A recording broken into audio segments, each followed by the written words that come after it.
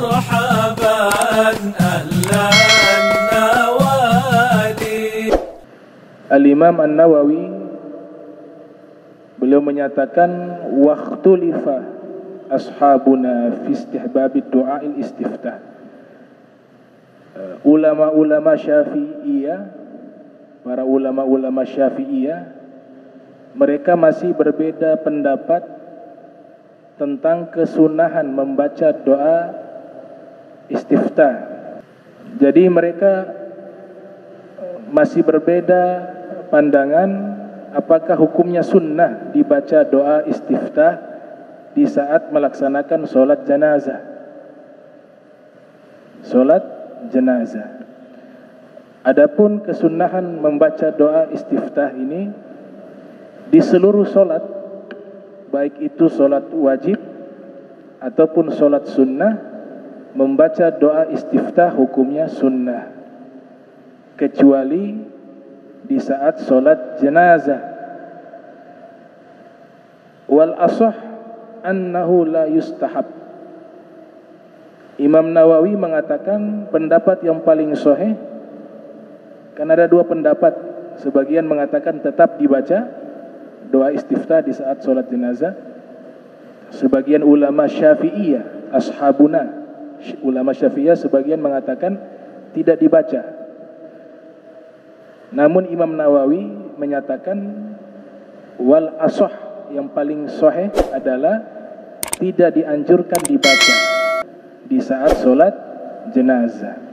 Karena alasannya adalah li'annaha mabniyatun ala takhfif. Karena sholat jenazah itu sendiri dia dibangun dengan dasar at-takhfif, memberikan keringanan. Karena ada sunnah lainnya, yaitu mengsegerakan jenazah dikuburkan. Kalau kita baca doa istiftah, ini berarti ada durasi waktu yang lebih lama, sehingga sunnah lainnya juga terhalang. Jadi kalau sholat jenazah tidak perlu membaca doa istiftah. Wa'lam anna du'a al-istiftahi sunnatun laisa biwajib.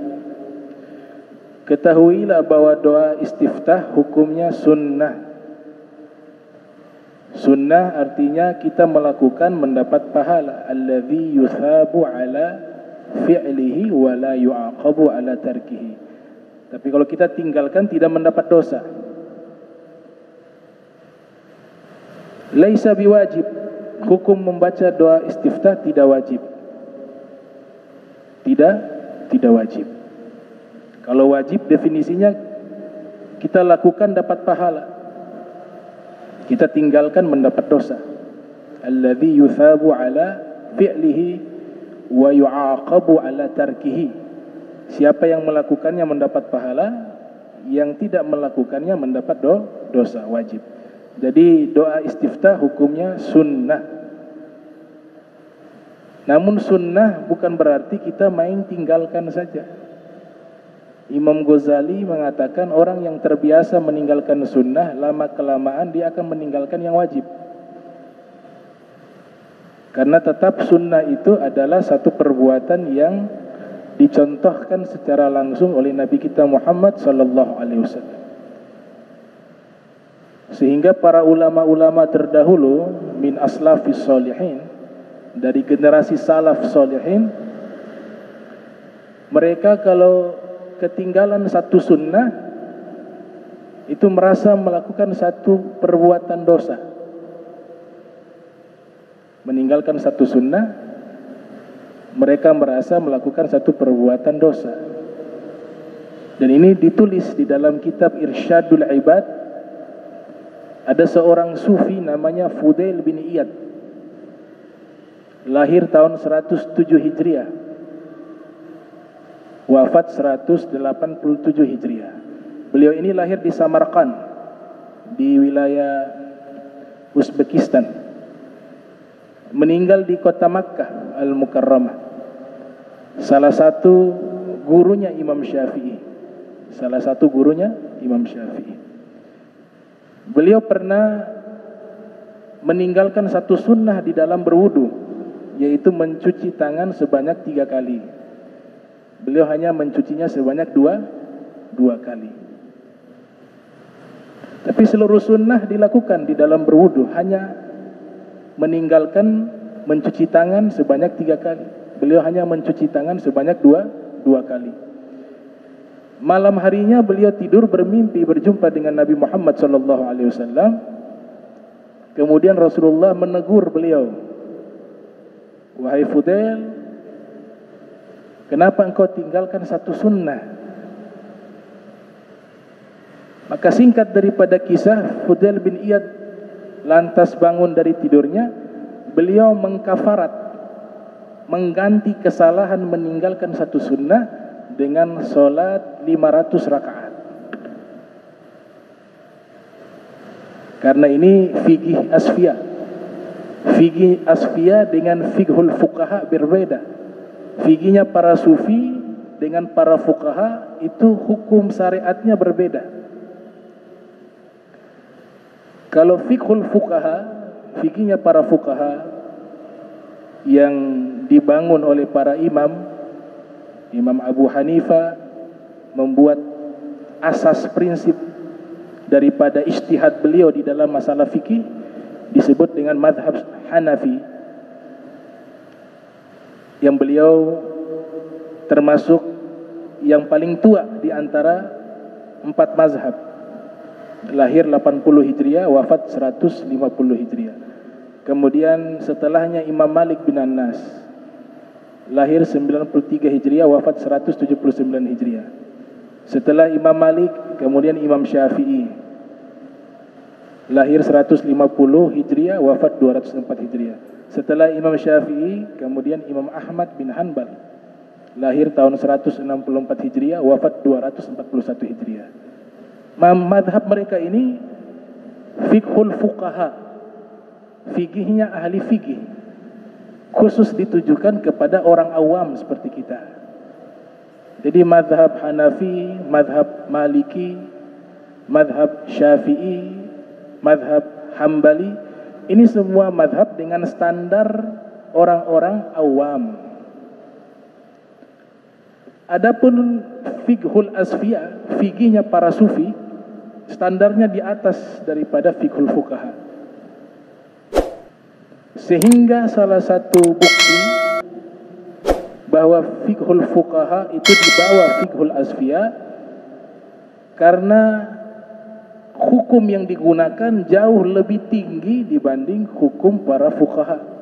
Semisal tadi Fudail bin Iyad ketika meninggalkan satu sunnah, mereka mengkafarat. Beliau mengkafarat 500 rakaat, padahal kafarat itu khusus untuk dosa. Imam Ghazali mengatakan dalam kitab Ihya, disyarahkan oleh Syekh Muhammad Murtada Az-Zabidi dalam kitab Ithaf Sadatil Muttaqin, kalau dosa maksiat mata, melihat yang haram, kita bertobat kepada Allah, kemudian kafaratnya adalah memandang mushaf, memandang Al-Quran, kemudian dibaca. Itu kafarat dari dosa mata kita. Tapi kalangan para asfiyah, fikihnya para sufi, meninggalkan sunnah bagi mereka satu kesalahan. Berarti standarnya lebih tinggi.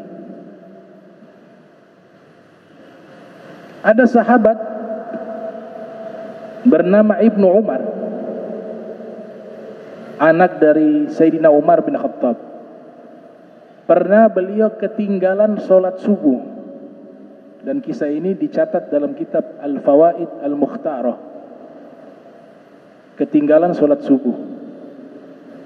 Waktu sholat subuh itu min tulu'il fajr as-sadiq hatta tatlu asy-syams.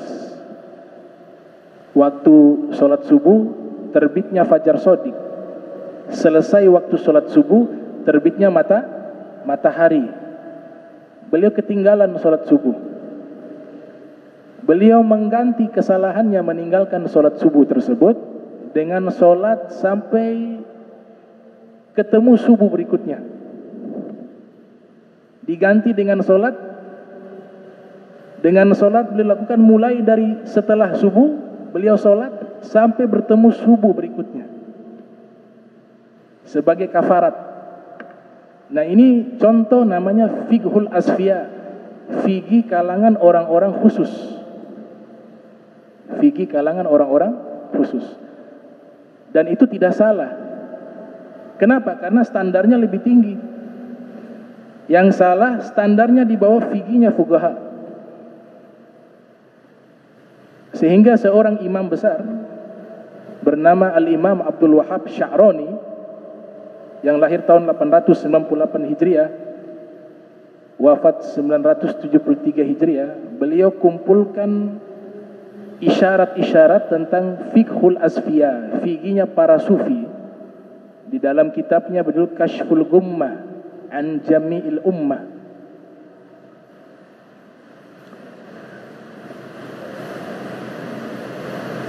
Walau tarakahu lam yasjud lisahwi. Kemudian Imam Nawawi mengatakan kalau kita tinggalkan tinggalkan doa istiftah, kita tidak perlu sujud sahwi. Tidak perlu sujud sahwi. Kita tinggalkan doa istiftah, tidak perlu sujud sahwi karena hukumnya dia bukan sunnah ab'ad. Ada namanya sunnah ab'ad, ada namanya sunnah hayat. Nah itu penjelasan secara spesifik dalam kitab fikih. Doa istiftah bukan sunnah ab'ad, sehingga tidak perlu kita sujud sahwi ketika meninggalkannya. Wa sunnatu fihil israr, dan sunnah membaca doa istiftah di seluruh solat, sunnahnya al-israr, tidak mengeraskan suara. Falau jahara bihi kana makruha wala tabtul solatuhu. Seandainya dia keraskan bacaan doa istiftah, maka hukumnya makruh. Tidak membatalkan solat, tapi hukumnya makruh. Makruh adalah alladhi yuthabu ala tarkihi wa la yu'aqabu ala fi'lihi. Kalau kita tinggalkan perbuatan makruh, kita dapat pahala. Tapi kalau kita lakukan, tidak mendapat dosa. Itu namanya makruh. Wala tabtul solatuhu, solatnya tidak batal. Kasus yang sama ketika kita solat wajib, solat zuhur, solat asar yang sunnahnya sirriya, tidak mengeraskan bacaan, tapi kita membaca dengan keras. Syekh Nawawi Al-Bantani mengatakan itu hukumnya makruh, tapi lam tabtul solatuhu, tapi tidak membatalkan solat karena hanya sebatas makruh. Solat maghrib yang sunnahnya jahriyah, dikeraskan bacaannya, dia tidak keraskan, hukumnya makruh juga. Lam tabtul solatuhu, dan tidak membatalkan solat. Ini kita berbicara dari sisi hukum.